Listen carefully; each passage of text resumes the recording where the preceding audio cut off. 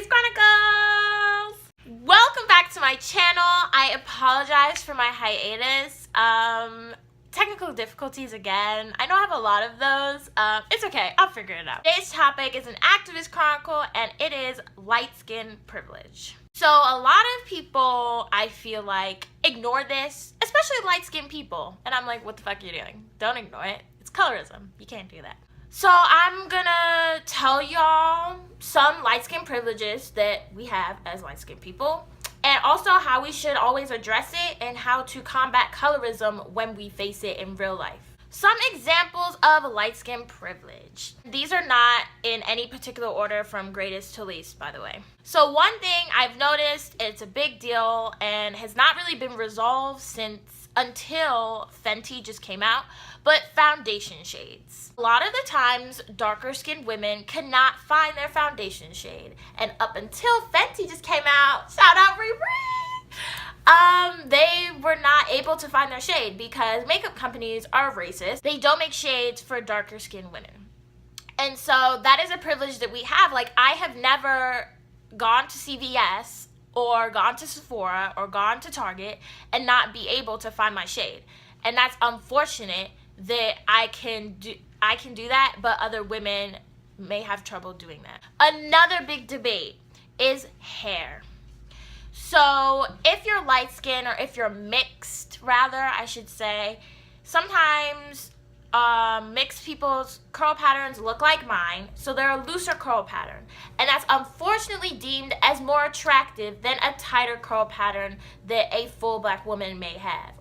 And it's so ridiculous to me that we divide each other based on fucking hair curls. Like, what? Like, if you really think about that, it's the stupidest shit ever. Like, oh, I like her because her curls are looser. Like, that just sounds so dumb, but it's a reality, and we need to acknowledge it, and we need to not do all this, oh, light skin and I'm proud, ooh, long hair don't care, like all of that stuff.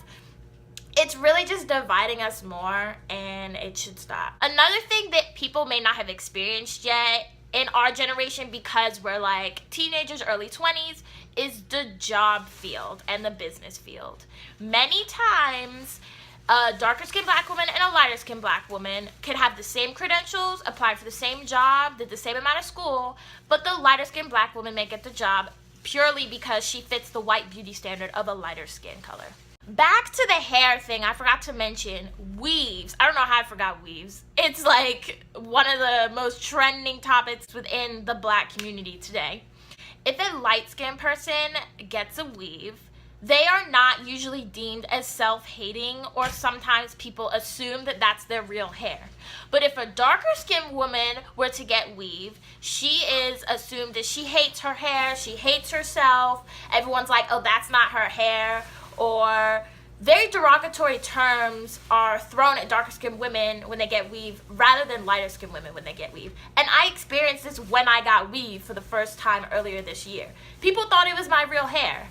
People did not question it or second guess it. People always said I look so beautiful with it. No one ever said, oh, why don't you wear your natural hair? No one says that to me. But darker skinned women face this all the time, and it makes me so angry. Another thing is the entertainment industry.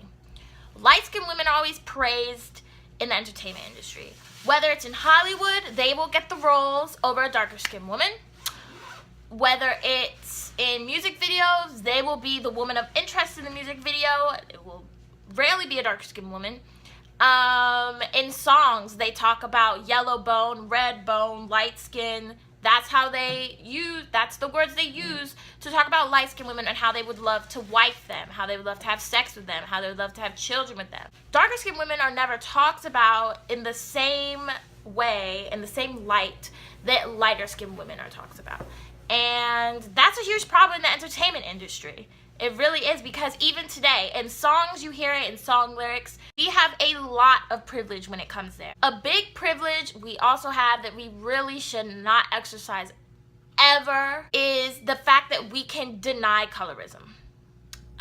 Because it doesn't affect us, because it affects darker skinned people in the black community.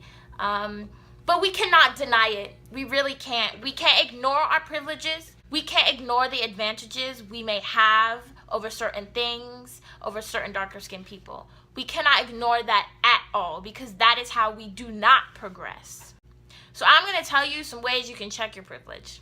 Know that your struggles, our struggles rather, will never amount to a darker skinned person's struggles. They're very different and will never be the same. You can't compare them. You also cannot silence darker skinned people when they talk about their struggles. It is not your place. Yes, you are a black person in the black community, but it's not your place to judge or silence or roll your eyes at a darker skinned person when they are telling you about their struggles as a dark skinned black person. If someone checks your privilege for you, like if you say something that's a little, what girl, did you just say that? If someone checks you about it, don't be defensive immediately. Rather listen to them and see what they have to say. See how they perceived what you just said, because a lot of the times we say things and people perceive it in a way we didn't realize. So don't get defensive. Don't tell them they're wrong.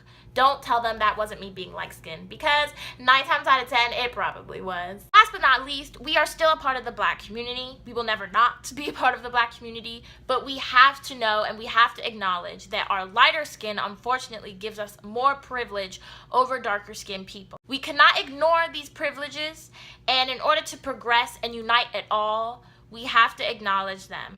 That's it for today's Sherry's Chronicles. I hope you enjoyed it. I hope it helped you. I hope you learned something. Feel free to like and subscribe, and my social media links will be in the description box. That's it. Until next time, stay zen.